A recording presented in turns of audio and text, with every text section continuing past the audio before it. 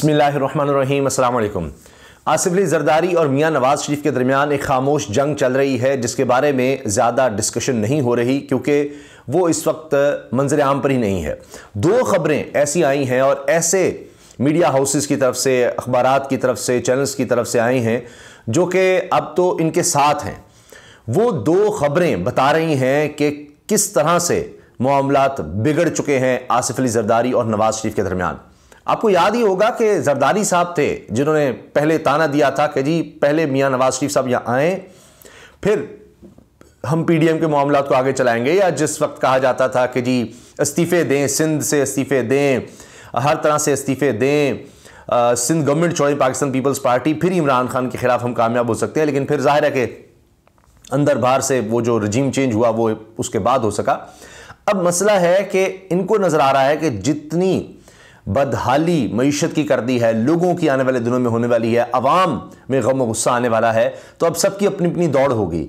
एक दूसरे के खिलाफ बयानात आ सकते हैं, हमने अलग अलग अब निकलना है, एक दूसरे पर मुद्दा डालना है, ये अब होने जा रहा है। और उसके हवाले से पहला कदम दोनों की तरफ से उठा दिया गया है। अब हुआ यह है कि मियां नवाज शरीफ साहब ने यह देखा है कि हमारा तो सफाया होता चला जा रहा है, यानी पंजाब में भी निगरान सेटअप अगर आप देखें तो उसमें भी नजर आ रहा है कि जरदारी साहब बाजी ले गए। सिंध में नून लीग पहले ही नहीं थी, कराची में भी बिल्कुल इसका खात्मा कर दिया गया, कुछ भी नहीं बचा। भी बल्दियाती इलेक्शन में देख लीजिए, पीपल्स पार्टी ने, जरदारी साहब ने अपना उल्लू सीधा कर लिया लेकिन अपने इत्तेहादी को फारिग करा दिया। आप यही हाल देख लेंगे खैबर पख्तूनख्वा में भी। यही वजह है कि जब ये बात हो रही है कि जी पंजाब और खैबर पख्तूनख्वा में आईनी तौर पर इलेक्शंस करवाने हैं 90 दिन के अंदर, तो जरदारी साहब कह रहे हैं कि हाँ कराओ, और नून लीग भाग रही है कि हम तो सिर्फ पंजाब में रह गए हैं, बर्बाद हो जाएंगे मौजूदा हालात में, इलेक्शंस अगर करवा दी 90 दिन के अंदर, हम कम से कम अक्टूबर तक ले जाएं जब कौमी असम्बली के इलेक्शन होने हैं। कम से कम जरदारी साहब कह रहे हैं ना, क्योंकि जरदारी साहब को पता है कि वो अब ये तो ढका छुपा नहीं है। जब ये रजीम चेंज हुआ तो जो इंटरव्यूज और एम्बेसीज में होते रहे उसमें बिलावल भुट्टो साहब का नाम आता रहा। बिलावल भुट्टो जरदारी को अगला वज़ीर आज़म जरदारी साहब हर सूरत देखना चाहते हैं। उसके लिए उनको पता है कि इमरान खान के वोटर्स तो हम तोड़ नहीं सकते। तो हिस्टोरिकली क्या हुआ कि हमारे वोटर्स या जो भी था वो नून लीग खींच गई थी, हमारे इलेक्टेबल्स भी, तो अब उनसे खींचने हैं, जो भी करना है तो वहां से करना है। ऐसे नहीं जरदारी साहब कहते रहे कि अब तो हम ये नवाज शरीफ के साथ, नून लीग के साथ जन्नत में भी जाना हो तो हम नहीं जाएंगे। सोचिए जरा, और भी बड़े बयान तो उसमें बाद में आते हैं। तो अब ये गेम हुई है कि नवाज शरीफ साहब को भी समझ आ रही है थोड़ी बहुत, तो ऐसे तो नहीं है, मजबूरन इकट्ठे हैं। तो वो अब कह रहे हैं कि जरदारी तो हमारे साथ गेम करता चला जा रहा है, हमें क्या हासिल हो रहा है। तो अब उन्होंने भी कराची में सोचा है कि हम कुछ करें। इसीलिए जनाब एक अहम शख्सियत से मुलाकातें बैक चैनल पर होती रही हैं। अब वो बयान भी सामने आ गया है और ये रईस अंसारी साहब ने ये खबर दी है और जियो में ये आपको मिल जाएगी खबर कि जनाब अब रज़ा हारून से राबता किया गया है। MQM के साबिक रहनुमा हैं और उनसे ये कहा गया है कि जी आप आएँ और नून लीग को दोबारा उठाएं। अब रज़ा हारून से राबता कराची में, तो उनको लग रहा है कि हमें तो हर जगह से फारिग किया जा रहा है। अब इसमें मुलाकातें भी पहले होती रही हैं, ये भी आप देखिए। तो अब ये बहम एक दूसरे के खिलाफ भी आप देखें कि जा रहे हैं, एक दूसरे की पॉलिसीज़ के खिलाफ भी जा रहे हैं, मिलते ज़रूर हैं। सिर्फ इस वक्त चूँकि इनको मजबूरन मिलना पड़ रहा है, मजबूरी इनकी ये है कि इमरान खान का ये अकेले तो किसी सूरत मुकाबला नहीं कर सकते क्योंकि मिलकर भी मुश्किल है, सिर्फ इसी वजह से इकट्ठे हैं। वरना ये खुद कहते हैं जी हम तो पीपल्स पार्टी के, हम PDM का हिस्सा ही नहीं है, हमारी अलग नज़रियाती है, जमात नून लीग अलग है, ये सब बात। अब खबर सुनिए, मुस्लिम लीग नून को कराची में मुनज़्ज़म करने के लिए पार्टी के अहम रहनुमाओं ने MQM के साबिक रहनुमा और सूबाई वजीर रज़ा हारून से राबता किया है। नून लीग के रहनुमाओं ने MQM के साबिक रहनुमा रज़ा हारून से लंदन में राबता किया। साद रफीक ने चंद माह कबल रज़ा हारून से लंदन में मुलाकातें की। इस हवाले से रज़ा हारून ने भी तस्दीक करते हुए कहा कि साद रफीक ने मुलाकातें की और रियाज सादिक ने फ़ोन करके खुशामदीद भी कहा। साद रफीक को कराची के सियासी मैदान में उतरने का प्लान भी बताया।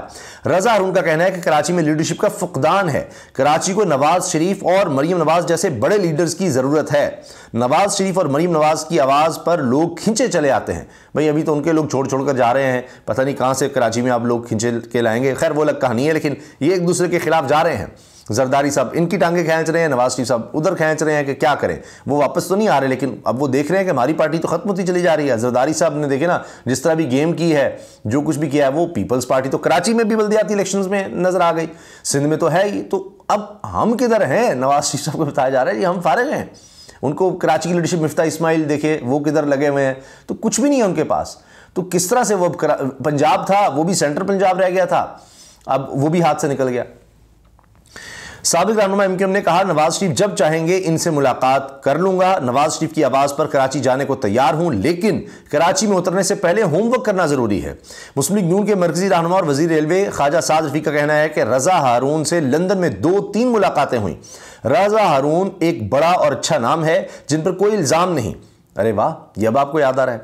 लंदन में मुलाकातें हुई हैं, अभी मजीद बात होगी। रजा हारून को मिलने से पहले अपने इत्तेहादी खालिद मकबूल सिद्दीकी से भी बात की थी कि जनाब हम ये करने लगे हैं। रईस अंसारी साहब की खबर है जनाब, और ये आपको जियो न्यूज़ पर मिल जाएगी। अच्छा, इसके साथ आप ये देखिए, नवाज शरीफ की हिदायत पर मुस्लिम लीग नून ने इंतखाबात की तैयारी शुरू कर दी कि भाई तैयार भी रहो, ये जरदारी साहब ना माने तो हम कहाँ जाएंगे।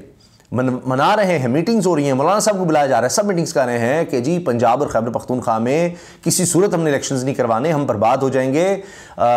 ठीक है कि आइन में इसकी इजाज़त नहीं है, 90 दिन के अंदर हर सूरत में इलेक्शंस करवाने होंगे, लेकिन कुछ तो रास्ता लें। हम कौन सा पहले आइनी और कानूनी काम कर रहे हैं, तो कुछ अर्सा तो निकाल सकेंगे, देखेंगे, कोई इधर उधर फ़ोन भी कराएंगे, सारा कुछ होगा, कोई मैनेज करेंगे। आप मिलें तो सही, इकट्ठे होंगे तो कुछ होगा। आपकी तरफ से भी हो ना कि हम जा रहे हैं और आप साथ ना हो तो मसला आ जाएगा। अभी तक जरदारी साहब नहीं माने, अब तक तो किसी और मीटिंग में कहीं और कुछ गिव एंड टेक करके कुछ कर लें तो वो अलग बात है। वो सीट एडजस्टमेंट की बात मैंने बताया ना, उनका टारगेट है बिलावल को वज़ीर आज़म बनवाना। उन्होंने बड़े तरीके से काबीना में, मौजूदा काबीना में भी आप देख लीजिए, अभी गालियाँ किसको पड़ रही हैं सबसे ज़्यादा, इसहाक डार को ना जी, तो वो नून लीग। तो सबसे ज़्यादा गालियां अगर खानी है तो वो नून लीग के वज़रा ने। तवानाई के शोबे में आप देख, खुर्रम दस्तगीर हों, मुसद्दिक मलिक हों, जितने आपको मिलेंगे वो देख लीजिए, वहाँ पर मिलेंगे। इस्टेब्लिशमेंट के साथ कौन ज़्यादा आगे डील कर रहा है अब? जरदारी साहब। और जब ये रजीम चेंज हुआ है तो उस वक्त जरदारी साहब क्या कहते हैं जी, वो कहते हैं कि ये करो, हमने कहा पहले इसको हटाओ, वो सब कहानियाँ देख लें। फिर खुद बिलावल साहब कहते हैं कि जी बिलावल हाउस में साजिश तैयार हुई इमरान खान के खिलाफ, तो क्रेडिट तो वो लेते हैं सारा, तो आगे आगे वो हैं। तो जरदारी साहब अब देखिए ना किस तरह से आगे जा रहे हैं। और अब नवाज शरीफ साहब को ये पड़ गई है कि कोशिश तो है कि इलेक्शन हम मुलतवी करवा लें, आगे ले जाएं सेंसस वगैरह, लेकिन जरदारी भी ईमान रहा, आखिरी वक्त पे भी कोई गेम हो गई और अदालतों ने भी कह दिया, सुप्रीम कोर्ट में मामला जाए, वो कहते हैं हाँ जी इलेक्शन करवाएं, तो हम किधर रहेंगे। इसलिए शहबाज शरीफ साहब जो हैं उनसे कहा जा रहा है सब चीज़ें फाइनल करो, जो पहले थे इलेक्टेबल वो देखा जाएगा, कौन कितना कर रहा है, फंडिंग कितनी कर रहा है, किस तरह से चल रहा है, वो सब। मरीम साहबा को भी इसीलिए लाया गया है, अब लाया जा रहा है कि आए शायद कोई बात चल जाए, कुछ नया कर दें। अब उसके लिए इन्वेस्टमेंट शुरू हो गई है, मीडिया में भी बड़ा दिखाया जाएगा, बड़ा उनका इस्तकबाल हो रहा है, फलां हो रहा है, लोगों को भी लाया जाएगा, पता नहीं किस किस तरह दिहाड़ियाँ देकर क्या किया जाएगा, वरना लोगों का तो बुरा हाल है, कौन जाएगा बेचारा। अब तो लोगों के पास इतनी रकम नहीं रही कि वो जाकर कोई इस्तकबाल भी कर सकें, कारकुन बेचारे परेशान हैं, तो उनको जिस तरह भी लाया जाएगा किया जाएगा। लेकिन आपस में अब ये गेम बड़ी आगे जा चुकी है और ये अभी आगाज़ है, अभी सामने नहीं लाया जा रहा, क्योंकि इससे फिर और ज़्यादा इनकी कमज़ोरी नजर आएगी। इसलिए शेख रशीद साहब बार बार कह रहे हैं कि नवाज शरीफ के साथ हाथ हो गया है। अभी आगे चलकर उसको पता लगेगा कि जरदारी किस तरह आहिस्ता आहिस्ता अपने बंदे आगे करता चला गया है। निगरान सेटअप की भी बात हो रही है।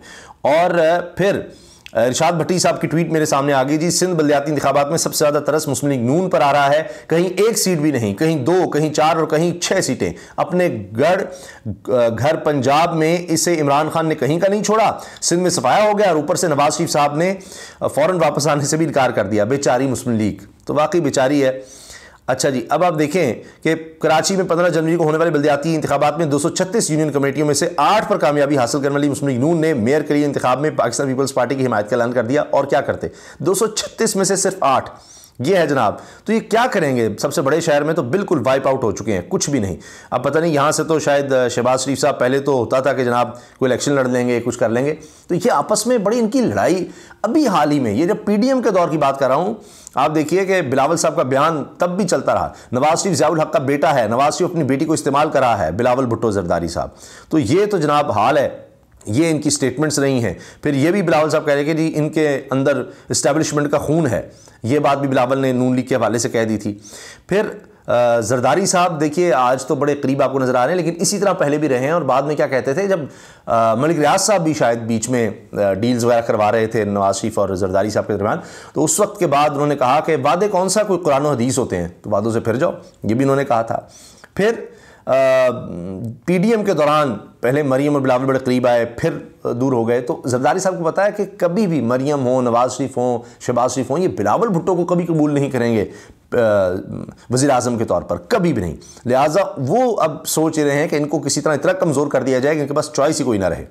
और इसीलिए पहले उन्होंने ये खुद कहा कि जी हमारा तो शहबाज शरीफ वज़ीर आज़म है, और वज़ीर दाखिला किसको कहते रहे, राना सनाउल्लाह को। ये सब जो पकड़ धक्कड़ ये वो सारा आप देख लीजिए ना क्या हो रहा है। जितने भी जर्नलिस्ट और सब, तो वजारत किसके अंडर है, राना सनाउल्लाह के अंडर। तो जितनी बदनामी है सारा, ये नहीं है कि पीपल्स पार्टी नहीं होगी, लेकिन सारा फोकस उस तरफ जाता है नेचुरली, आप देखिए।